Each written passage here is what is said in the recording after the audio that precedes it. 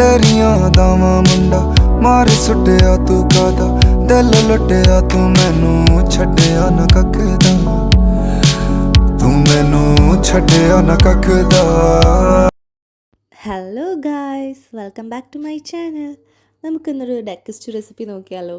Christmas സീരീസിലെ 4th recipe. അപ്പോൾ നമുക്ക് ഒട്ടും വൈകിക്കാതെ വീഡിയോയിലോട്ട് കിടന്നാലോ. ഫസ്റ്റ് നമുക്ക് ഗീനകത്ത് കാഷ്നട്ടും കിസ്മിസ് ഇട്ട് ഫ്രൈ ചെയ്ത് അത് മാറ്റി വെക്കാം. അതിനുശേഷം നമ്മൾ ആ സെയിം ഗീയിലോട്ട് തന്നെ സവാളയും പച്ചമുളകൊക്കെ ഇട്ട് നന്നായിട്ട് വഴറ്റിയെടുക്കാം.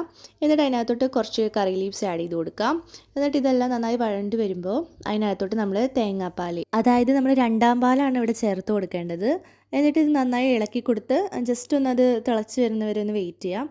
ഈ സമയത്ത് നമ്മുടെ ഡക്ക് നമുക്ക് വേവിച്ചെടുക്കാം. അതിനകത്തോട്ട് നമ്മൾ കട്ട് ചെയ്ത് വെച്ചിട്ടുണ്ടായിരുന്ന ഹാഫ് സവാള, അതുപോലെ പച്ചമുളക്, ഇഞ്ചി, അതുപോലെ നമ്മുടെ സ്പൈസസ് നമ്മൾ കുറച്ചെടുത്ത് വെച്ചിരുന്നു, അതെല്ലാം കൂടെ ആഡ് ചെയ്തിട്ട് നമുക്ക് വേവിച്ചെടുക്കാവുന്നതാണ്.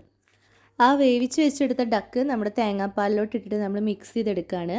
എന്നിട്ട് ഇത് തിളച്ച് വരുമ്പോൾ നമുക്ക് ആ ഡക്ക് വേവിച്ചെടുത്ത അതേ സ്റ്റോക്കിൽ തന്നെ നമുക്ക് ക്യാരറ്റും പൊട്ടറ്റോയും വേവിച്ചെടുത്ത് അത് നമ്മുടെ ഈ ഡക്കിസ്റ്റിനകത്തോട്ട് ഇട്ട് കൊടുത്ത് നന്നായിട്ട് ഇളക്കി കൊടുക്കുക.